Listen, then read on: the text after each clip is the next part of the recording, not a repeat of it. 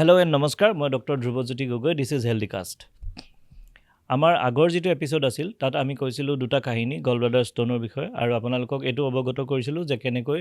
Gallbladder ষ্ট'নৰ পৰা আপোনালোকে অকণমান কেনেকৈ সাৱধানে থাকিব, বা গলব্লাডাৰ ষ্ট'নৰ যিটো প্ৰকৃত বা বেষ্ট যিটো ট্ৰিটমেণ্ট, সেই বিষয়ে আমি আপোনালোকক জনাইছিলোঁ। এই জনাওঁতে লাষ্ট এপিছ'ডটোত কমেণ্ট ছেকশ্যনত এগৰাকী বিশেষ ব্যক্তি, তেখেতৰ নাম কাবেৰী গগৈ, তেওঁ কমেণ্ট ছেকশ্যনত আমাক সুধিছিলে যে পানী খালে ষ্ট'নৰ পৰা বাচিব পাৰে নেকি। তো মই তেখেতক কৈছিলোঁ যে ইয়াৰ নেক্সট এপিছ'ডটো চাব। চ' কাবেৰী গগৈ, আপুনি যদি চাই আছে, this episode is specially dedicated to you. But সকলো মানুহে এই এপিছ'ডটোৰ পৰা, আজিৰ এপিছ'ডটোৰ পৰা কিবা নহয় কিবা শিকিব আপোনালোকৰ লাভৰ কাৰণে। কিডনী ষ্ট'নৰ কথা যদি আমি কৈ দিওঁ, তেতিয়াহ'লে কিডনী ষ্ট'নৰ একচুৱেলি 6টামান টাইপ আছে, যেনেকৈ uric acid stone, oxalate, phosphate, cystine, xanthine, এনে বিভিন্ন ধৰণৰ টাইপছ আছে ষ্ট'নৰ। কিন্তু কথাটো হ'ল কি, আপোনালোকৰ এইবিলাক টাইপ নালাগে। খালি মষ্ট কমন যিটো কমনেষ্ট টাইপ, এইটো হ'ল ইউৰিক এচিড ষ্ট'ন, অৰ্থাৎ এইটো এটা এচিডিক ষ্ট'ন। সেইটোৱে আটাইতকৈ কমন কিডনী ষ্ট'নৰ ক্ষেত্ৰত। আচ্ছা, আমি টাইপটোলৈ পিছত আহিম। এতিয়া আমি কওঁ যে কিডনী ষ্ট'নৰ ফৰ্মেশ্যনটো কেনেকৈ হয়, কেনেকৈ কিডনী ষ্ট'নটো সৃষ্টি হয়। তো আপোনালোকে জানে আমাৰ শৰীৰত পানী আছে, আমাৰ শৰীৰৰ বেছিভাগ অংশ পানীয়ে হয়, আৰু এই পানী নহ'লে আমাৰ শৰীৰটো নচলে। এই পানীটো আমাৰ শৰীৰৰ ভিতৰত প্ৰতিটো চেলত বা প্ৰতিটো কোষৰ ভিতৰত বিভিন্ন ধৰণৰ বায়'কেমিকেল ৰিয়েকশ্যন চলি থাকে। প্ৰত্যেকটো কামতে পানী লাগে। এতিয়া এই পানীবোৰ যেতিয়া তেনেকৈ বিভিন্ন হেৰিত ইউজ হয়, আৰু প্ৰত্যেকটো ৰিয়েকশ্যনত আমাৰ বডিৰ ভিতৰত যিবিলাক বায়'কেমিকেল ৰিয়েকশ্যন আছে, তাত কিছুমান এনেকুৱা ৱেষ্ট প্ৰডাক্ট সৃষ্টি হয়, যেনেকৈ ক্ৰিয়েটিনিন, ইউৰিয়া, এনেকুৱা ধৰণৰ এমনিয়া, এনেকুৱা ধৰণৰ কিছুমান ৱেষ্ট প্ৰডাক্ট সৃষ্টি হয়। তো এই ৱেষ্ট প্ৰডাক্টবিলাক আমাৰ ব্লাডত যিবিলাক থাকে, সেইখিনি ফিল্টাৰ কৰি বাহিৰত ইউৰিন হিচাপে উলিয়াই দিয়া কামটো হৈ গ'ল কিডনীৰ। অৰ্থাৎ আপোনালোকে যদি চায়, তেতিয়াহ'লে কিডনীটো এটা স্পঞ্জৰ নিচিনা বস্তু, যি আমাৰ গোটেই যিটো ব্লাডৰ যিটো পানী পাৰ্টটো, সেইটোক সি ফিল্টাৰ কৰি থাকে। ফিল্টাৰ কৰি থাকিলে কি হয়, সেই পানীৰ লগতে বিভিন্ন ধৰণৰ ৱেষ্ট প্ৰডাক্টবিলাক আমাৰ শৰীৰৰ পৰা বাহিৰ হৈ যায়। আৰু আদাৰৱাইজ যদি ৱেষ্ট প্ৰডাক্টবিলাক আমাৰ শৰীৰত থাকে, আপোনাৰ বেমাৰ হ'ব, ইউ কেন ফল ছিক। গতিকে এইটো বহুত ইম্পৰ্টেণ্ট। এতিয়া কথাটো হৈ গ'ল কি, যেতিয়া এই কিডনীটোৰ ভিতৰত এই ফিল্টাৰ প্ৰচেছটো চিম্পল এখন ধৰি লওক চালনীৰ নিচিনা নহয়, বা চাকনিৰ নিচিনা নহয়। কেনেকৈ হয় এই ফিল্টাৰটো? এই যেনেকৈ আমাৰ ব্লাডৰ যিবিলাক ধমনী বুলি কওঁ, সিহঁতি ব্লাডটো লৈ যাব কিডনীলৈ। তো ধমনীবিলাক ধৰি লওক এডাল পাইপ, সেই পাইপডাল ক্ৰমাগতভাৱে সৰুৰ পৰা সৰু এনেকৈ সৰু হৈ গৈ ৰক্তকেশিকা সৃষ্টি হ'ব, বা কেপিলাৰী সৃষ্টি হ'ব। কেপিলাৰীবোৰ একদম চুলিৰ নিচিনা সৰু সৰু কেলিবাৰ থকা কিছুমান পাইপ। সেই পাইপবিলাকত গৈ পেলাই ব্লাডৰ পৰা এই যিখিনি ৱেষ্ট প্ৰডাক্ট বা পানী, সেইখিনি লাহেকৈ ফিল্টাৰ হৈ পেলাই, আমি টেকনিকেলিটিজত একদমেই নাযাওঁ। গ্ল'মাৰুলাৰ ফিল্ট্ৰেশ্যন এনেকুৱা বস্তু কিছুমান আছে, এইবিলাক মই নকওঁ আপোনালোকক। চিম্পল কথা ক'ম যে তাতে এই ফিল্টাৰ হ'ব। এতিয়া ফিল্টাৰ যেতিয়া হ'ব, ফিল্টাৰ হৈ গৈ যেতিয়া নেক্সট যিখিনি আমাৰ শৰীৰৰ ধমনীতটো ব্লাডহে গৈছে, কিন্তু ব্লাড গৈ পেলাই কিডনীত যেতিয়া ফিল্টাৰ হৈছে, তেতিয়া কিছুমান এনেকুৱা পাইপত সোমাইছে, যিবিলাক পাইপৰ কাম ইউৰিন বনোৱা বা ইউৰিন কালেকশ্যন কৰা। ইউৰিনটো কালেক্ট কৰে। তো প্ৰথম পাৰ্টখিনি কোৱা হয় কালেক্টিং টিবিউল, কালেক্টিং ডাক্ট। তো সেইবিলাক কি হয়, অকণমান সেইবিলাক ফুলা পেটুৱা। সেইবিলাক এনেকুৱা বস্তুবিলাক একদম চিধা নলী এডালৰ নিচিনা নহয়, মহুৰাটোৰ নিচিনাকৈ অকণমান তাৰ পেটটো ফুলা, এনেকুৱা সৰু সৰু, কিন্তু সেইবিলাকো কেপিলাৰীৰ নিচিনাই সৰু সৰু বস্তু। তো তাৰ মাজত প্ৰথমে গৈ ইউৰিনটো ৰয় গৈ থাকে, কিন্তু যিহেতু তাৰ কেলিবাৰটো অকণমান ডাঙৰ, গতিকে তাত অকণমান শ্ল' হৈ যায়, তাৰপিছত আকৌ যায়, এনেকৈ পাৰ্ট বাই পাৰ্ট সিহঁতি কিডনীৰ পৰা ওলাই গৈ সৰু যিবিলাক কালেক্টিং টিবিউল বা কালেক্টিং ডাক্ট আছে, সেইবিলাক লাহে লাহে ইটোৰ লগত সিটো জইন হৈ লাহে লাহে ডাঙৰ হৈ গৈ ইউৰিটাৰ বনাই পেলাই আমাৰ ইউৰিনেৰী ব্লাডাৰেদি থ্ৰুৱেদি সিহঁতি ওলাই গুচি যায় ইউৰিন হিচাপে। এতিয়া কথাটো হ'ল কি, গণ্ডগোলটো ক'ত হয়? গণ্ডগোলটো হয় এই ইউৰিনৰ যিটো কালেক্টিং ডাক্ট বুলি বস্তু আছে প্ৰথম পাৰ্টত যেতিয়া ব্লাডৰ পৰা ফিল্টাৰ হৈ ওলাই, সেই কালেক্টিং ডাক্ট বোলা বস্তু মই কৈছোঁৱেই যে মহুৰাটোৰ নিচিনা অলপমান পেটুৱা বস্তু। এতিয়া কি হয়, ষ্ট'নটো কেনেকৈ ফৰ্মেশ্যন হয়? এতিয়া ধৰি লওক আপোনালোকে দেখিছে যে অকণমান ধৰি লওক আপোনাৰ ঘৰত পানীখিনিত অকণমান ধৰি লওক লেতেৰা আছে, ধৰি লওক পানীখিনিত লেতেৰা আছে। তো আপুনি চাফা গিলাচ এটাত তেনেকুৱা পানী ল'ব আৰু থৈ দিব। থৈ দিলে দেখিব যে তাত লাহে লাহে লাহে লাহে গেট পৰি পৰি যিখিনি পানীৰ যিখিনি হেৰি আছে মানে যিখিনি সলিউট আছে বা তাত দ্ৰব্য যিবিলাক মিক্স হৈ আছিল সেইবিলাক গেড হৈ পানীৰ গিলাচটোত আপুনি চিচা গ্লাছ হ'লে চফাকৈ দেখিব যে তলত পৰি যায় তাৰমানে গেড হৈ যায় এইটো প্ৰিচিপিটেশ্যন বুলি কয় ঠিক তেনেকৈ আমাৰ ইউৰিনত যিবিলাক তাৰমানে বস্তু ফিল্টাৰ হৈ ব্লাডাৰৰ পৰা ওলাই গৈছে ব্লাডাৰৰ পৰা যেনেকৈ এইবিলাক বিভিন্ন ধৰণৰ অক্সেলেট ফছফেট বিভিন্ন ধৰণৰ ক্ৰিষ্টেলো ওলাইছে অকল ক্ৰিয়েটিনিনে ওলোৱা নাই ক্ৰিয়েটিনিন ইউৰিয়া এইবিলাকতো ওলাইছেই লগতে কিছুমান বিভিন্ন ক্ৰিষ্টেলছো ওলাইছে তো সেইবিলাক গৈ ইউৰিনত যেতিয়া পাইছে যিহেতু কালেক্টিং ডাক্ট অংশটো অকণমান মহুৰাৰ নিচিনা পেটোৱা গতিকে তাত সিহঁতি মানে পৰি যোৱাৰ বা প্ৰিচিপিটেড হোৱাৰ বা তেনেকৈ গেট জমা হোৱাৰ নিচিনাকৈ জমা হোৱাৰ চান্সেছটো বেছি যদিহে ৰৈ যায় তেতিয়া তেনেকৈ গেট হৈ তাত এটা ষ্ট'ন হ'ব পাৰে এতিয়া সেই ষ্ট'নটো প্ৰথমে ডাঙৰ ষ্ট'ন এটা নহয় প্ৰথমে অকণ হ'ব তাৰপিছত আৰু তাৰ ওপৰত পৰিব তাৰপিছত আৰু অলপ পৰিব এনেকৈ পৰোঁতে ষ্ট'নটো লাহে লাহে ডাঙৰ হৈ গৈ থাকিব এতিয়া কথাটো হৈ গ'ল কি কেতিয়া হ'ব এনেকুৱা কেতিয়া হ'ব যদিহে আপুনি বহু সময় মানে পেচাব কৰিবলৈ যোৱা নাই ইউৰিন কৰিবলৈ যোৱা নাই তেতিয়াহ'লে কি হ'ব আপোনাৰ ইউৰিনটো আপোনাৰ কিডনিৰ ভিতৰত ৰখি আছে তাৰমানে আমাৰ বডিৰ এনেকুৱা অট'মেটেড মেকানিজিম আছে যদি আপুনি নেযায় তেতিয়াহ'লে কিডনিৰ পৰা ওলাই যোৱা ফাংচনটো ডিলে হৈ যাব মানে ইউৰিন ফৰ্মেশ্যন ফাংচনটো ডিলে হৈ যাব তো ডিলে কেনেকৈ হয় যে সেইটো ৰখি থাকে এনেকুৱা নহয় যে ব্লাডৰ পৰা ফিল্টাৰ নহয় ব্লাডৰ পৰা কণ্টিনিউৱাছ ফিল্টাৰ হ'ব কিন্তু সি ৰৈ থাকিলে যেতিয়া ৰৈ থাকিব সেই কালেক্টিং টিবিউলত বা কালেক্টিং ডাক্টত লাহে লাহে গেট পৰি সেই কিডনি ষ্ট'নটো জমা হ'ব এতিয়া কিডনি ষ্ট'ন নহ'বৰ কাৰণে আপুনি কি কৰিব লাগিব কিডনি ষ্ট'ন নহ'বৰ কাৰণে আপুনি তেতিয়াহ'লে সোনকালে পেচাব যাব লাগিব সোনকালে পেচাব এইটো নেচাৰেলি আপোনালোকে বুজিয়ে পাইছে যে সোনকালে পেচাব গ'লে কি হ'ব সেই যে গেট পৰি আছিলে সেই গেট পৰা অংশখিনি ওলাই গুচি যাব আৰু দ্বিতীয় কথা আপুনি যদি পানী বেছিকৈ খায় মানে ঘনাই খায় মই এইটো কোৱা নাই যে একেবাৰতে একদম এক ঘুট মানে বহুতখিনি খাই দিলে আধা বটল খাই দিলে 1 বটল খাই দিলে তেতিয়া আকৌ বমি লাগিব গতিকে সেইটো পানী খোৱাৰ প্ৰকৃত প্ৰচিডিউৰ নহয় পানী খোৱাৰ প্ৰকৃত প্ৰচিডিউৰটো মই অলপ দেৰি পিছত কৈ আছোঁ কিন্তু এতিয়া কথা হৈ গ'ল কি আপুনি পানী যদি খাই থাকে তেতিয়াহ'লে কি হ'ব আপোনাৰ ব্লাডৰ পৰা সোনকালে ফিল্টাৰ হ'ব আৰু সোনকালে আপুনি পেচাব গৈ থাকিব তো পেচাব গৈ থাকিলে কি হ'ব সেই গেট জমা হ'বলৈ নাপায় আৰু বস্তুখিনি মানে ইউৰিনখিনি ওলাই গৈ থাকিব গতিকে ক্ৰিষ্টেল ড্ৰপ হ'ব নাপায় প্ৰিচিপিটেড হ'বলৈ নাপায় আৰু ষ্ট'ন ফৰ্মেশ্যন নহয় আৰু যদিহে আপোনাৰ কিডনি ষ্ট'ন কেনেবাকৈ তাত ফৰ্ম হৈছেও কণ্টিনিউৱাছ যদি আপুনি পানী খাই থাকে তো ঘঁহিলে যেনেকৈ শিল ক্ষয় যায় ঠিক তেনেকৈ পানী এনেকৈ যাওঁতে পানীয়ে যেতিয়া এনি টাইম ধুই থাকিব সৰু যিবিলাক ষ্ট'ন হয় বিল' 5 mm বিল' 3 mm সেইবিলাক লাহে লাহে ধুই সিহঁতে সৰু হৈ যায় আৰু সৰু হৈ গ'লে আপোনাৰ পেচাবত সিহঁতে ওলাই যোৱাৰ চান্সেছটো বহুত বাঢ়ি যায় মানে ওলাই যাবই 100% টাইম লাগিব কিন্তু ওলাই যাব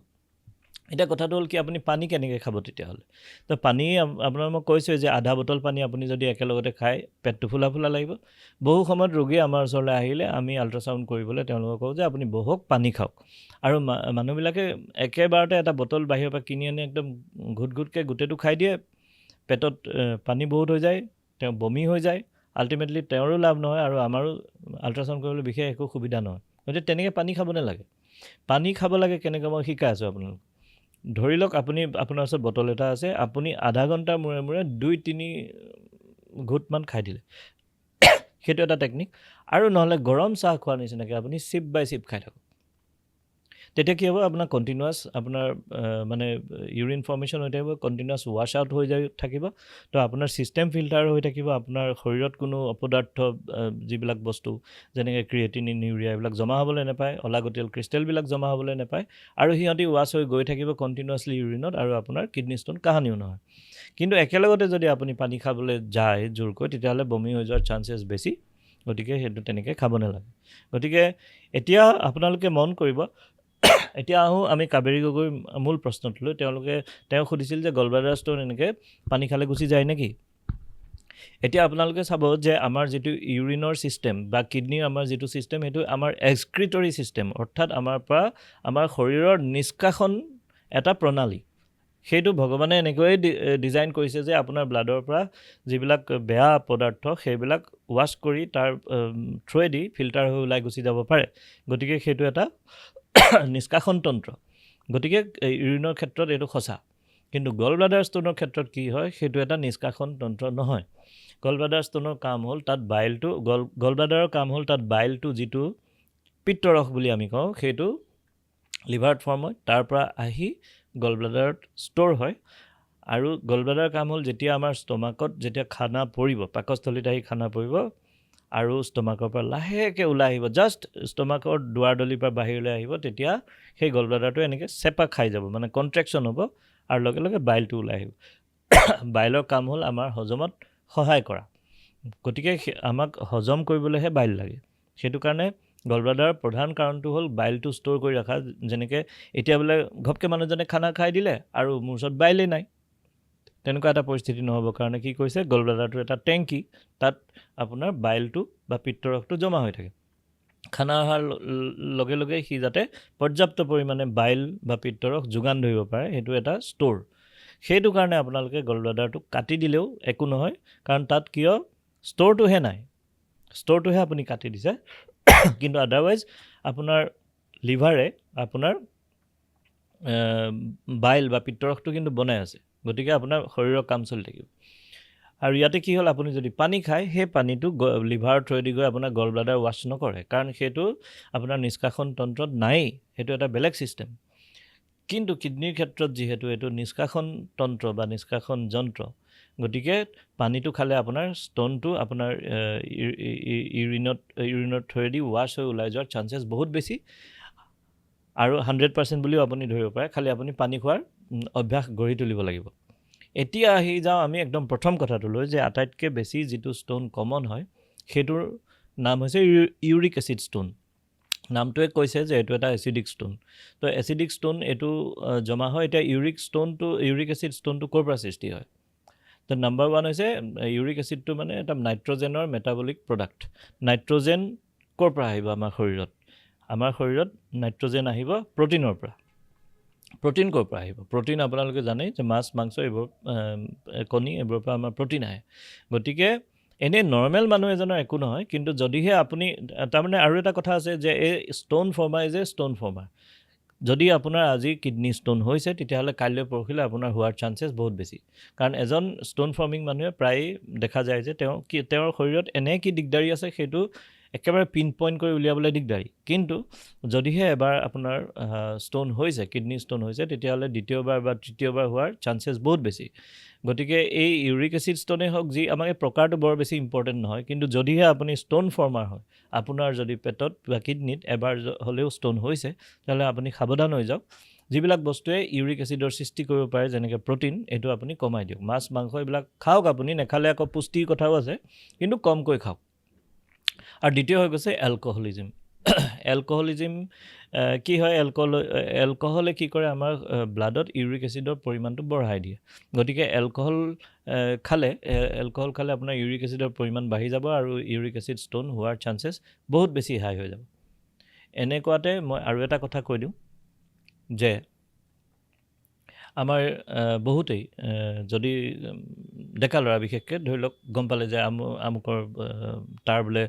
কিডনী ষ্ট'ন ওলালে তেতিয়া লগৰখিনিয়ে কয় এই বিয়াৰ খাই দিলে একদম ষ্ট'ন ভাল হৈ যাব বিয়াৰ খাই দিলে কেনেকৈ ষ্ট'ন ভাল হয় একচুৱেলি বিয়াৰ বা এলকহলটো হৈ গ'ল এটা এটা মানে ডায়ুৰেটিক মিডিয়াম অৰ্থাৎ ডায়ুৰেটিক দৰৱ অৰ্থাৎ আপোনাৰ পেচাব কৰাৰ যিটো মাত্ৰা সেইটো বঢ়াই দিব যিকোনো এলকহল বা বিয়েৰে তো বিয়েৰ খালে এলকহল খালে কি হয় খুব সোনকালে বা ঘনাই পেচাব লাগে আৰু সেই পেচাবত কেতিয়াবা ষ্ট'নটো ওলাইও যায় নোযোৱাও নহয় এইটো হয় তেনেকুৱা হয় কিন্তু কথাটো হ'ল কি আপুনি আকৌ এফালে এলকহল খাই দিয়াৰ লগে লগে আপোনাৰ ব্লাডত ইউৰিক এচিডৰ পৰিমাণ বাঢ়ি গৈছে আৰু দ্বিতীয় কথা যেতিয়া এনেধৰণেৰে alcohol is a drug simply তো এলকহল খাই দিয়াৰ লগে লগে আপোনাৰ যেতিয়া বেছিকৈ ইউৰিন গৈছে তেতিয়াহ'লে আপোনাৰ শৰীৰত পানীৰ সংখ্যাও কমি গৈছে আৰ্দ্ৰতা কমি গৈছে অৰ্থাৎ আপুনি ডিহাইড্ৰেট হৈছে এতিয়া ডিহাইড্ৰেট হৈ গ'লেও আপোনাৰ ইউৰিন বা কিডনী ষ্ট'নৰ ফৰ্মেশ্যনৰ চান্সেছ বাঢ়ি যাব গতিকে এইটো এটা একদম মিথ হয় এইটো এটা মিছা কথা আৰু এইটোত বিশ্বাস মুঠেও নকৰিব যে এলকহল খালে বা বিয়েৰ খালে আপোনাৰ কিডনী ষ্ট'ন কমি যাব এইটো এটা চলি আছে এইটো বিলিফটো আঁতৰাই দিয়া ভাল এনেকুৱা কোনেও যাতে নকৰে আৰু যদি আপুনি ডায়েৰিচিছ কৰি পেলাই অৰ্থাৎ আপোনাৰ পেচাবৰ মানে যিটো পৰিমাণ বা মাত্ৰা এইটো বঢ়াই পেলাই আপুনি ষ্ট'ন বাহিৰ কৰিব বিচাৰিছে তেতিয়াহ'লে বেষ্ট ডায়েৰিটিক ইজ প্লেইন ৱাটাৰ তো প্লেইন ৱাটাৰ আপোনালোকে খাই থাকিব প্লেইন ৱাটাৰ যদি মই যেনেকৈ শিকাই দিলোঁ তেনে ঘুট ঘুটকৈ বা চিপ বাই চিপ আৰু ঘনাই ঘনাই আধা ঘণ্টাৰ মূৰে মূৰে এনেকৈ যদি খাই থাকে আৰু গোটেই অকল পানী খালেই নহ'ব আপুনি পেচাব যোৱাৰো অভ্যাস বনাব লাগিব আপুনি যদি পানী খাই থাকে সেই মৰ্মে আপুনি এইটো প্ৰথমে ঘড়ী চাই কৰক যে মই বোলে আধা ঘণ্টাত পেচাব যাম মই বোলে এঘণ্টাত পেচাব যাম ঘড়ী চাই কৰক পিছলৈ it will form into a habit আপোনাৰ নিজে এইবিলাক বস্তু ছেট হৈ যাব তো তেতিয়া কি হ'ব আপোনাৰ কাহানিও কিডনি ষ্টোন হ'ব নোৱাৰে আৰু যদি আপোনাৰ সৰু সৰু ষ্টোন আছে সেইবিলাকো গলি যোৱাৰ চান্সেছ বহুত বেছি এতিয়া বহু এনেকুৱা আমি পাওঁ যে আমুক তামুক ডক্টৰ মানে ধৰি লওক আমাৰ ইউৰলজিষ্ট বা আমাৰ যিটো মেইন ষ্ট্ৰীম ডক্টৰে আপোনাক এনেকৈ আমুক দৰৱ দিম গলি যাব তেনেকুৱা কথাবোৰ অকণমান কমকৈ কয় আমি অন্য ডিচিপ্লিনৰ ডক্টৰ তাত বেছি পাওঁ যে আমুকটো দৰৱ খালে তোমাৰ কিডনি ষ্টোন গলি যাব আমুক তামুক এইবিলাক আচলতে যদি ভালকৈ মন কৰে তেওঁলোকে প্ৰচুৰ পৰিমাণে একচুৱেলি যিটো ৰেজিমেণ্ট তেওঁলোকে দিয়ে দৰৱ খাবলৈ তাত প্ৰচুৰ পৰিমাণে পানীৰ মাত্ৰা থাকে তো আচল কথাটো হ'ল পানী গতিকে অন্য কোনো কথা নাই পানী আৰু এটা বস্তু আছে যে এই ক'লোঁ যে মই আপোনালোকক যে ইউৰিক এচিড ষ্টোনটো এটা এচিডিক ষ্টোন তো নেচাৰেলি এচিডিক ষ্টোনটো বেছিক বা যিটো অম্লটো আপোনাৰ খাৰযুক্ত মিডিয়ামত সি গলি যাব সেইটো কাৰণে এচিডিক ষ্টোনটো গলাবলৈ বেছিক মিডিয়াম বনাবলৈ চেষ্টা কৰা হয় কিছুমান দৰৱ আছে ইউৰিলাইজাৰ এনেকুৱা ধৰণৰ সেইটোৱে কি কৰে আপোনাৰ ইউৰিনটো বেছিক মিডিয়ামলৈ পৰিণত কৰে যেতিয়া এচিডৰ লগত বেছটো লাগে তো ইউৰিক এচিড ষ্টোনটো লাহে লাহে গলি যাবলৈ চেষ্টা কৰে এতিয়া হৈ গ'ল কি এই এলকালাইজাৰবিলাক হৈ গ'ল আপোনাৰ কেমিকেল তাৰে এটা খুব ভাল এটা নেচাৰেল এটা বিকল্প আছে সেইটো হ'ল দুপৰ টেঙাৰ পাত আপোনালোকে নিশ্চয় দেখিছে পাতে গজা বুলিও কয় বহুত ঠাইত তো এই দুপৰ টেঙা পাতটোৱেও আপোনাৰ ইউৰিন মানে এলকালাইজ কৰাত হেল্প কৰে গতিকে আপুনি যদি লং টাৰ্মত খাব বিচাৰে অবভিয়াছলি দুপৰ টেঙা পাতটো এটা কেমিকেল ড্ৰাগতকৈ কম হাৰ্মফুল গতিকে যদি ষ্টোন আগতে হৈছে তো মাজে মাজে আপুনি দুপৰ টেঙাৰ পাত খাব পাৰে তাত কোনো আপত্তি নাই তো এইখিনি হৈ গ'ল কিডনি ষ্টোনৰ কাহিনী তো আপোনালোকে চাই থাকিব হেল্ডিকাষ্ট আৰু কাবেৰী গগৈৰ নিচিনাকৈ আপোনালোকে যদি আৰু কাৰোবাৰ কুৱেশ্যন আছে আমাক কমেণ্টত জনাব আমি যথাযথ আপোনালোকক আনচাৰ দিম থেংক ইউ আজিলৈ আহোঁ আৰু এই চেনেলটো হেল্ডিকাষ্ট বাই ইমাৰ্জেল আপোনালোকে লাইক আৰু ছাবস্ক্ৰাইব কৰি দিব যাতে আমি উৎসাহ পাওঁ থেংক ইউ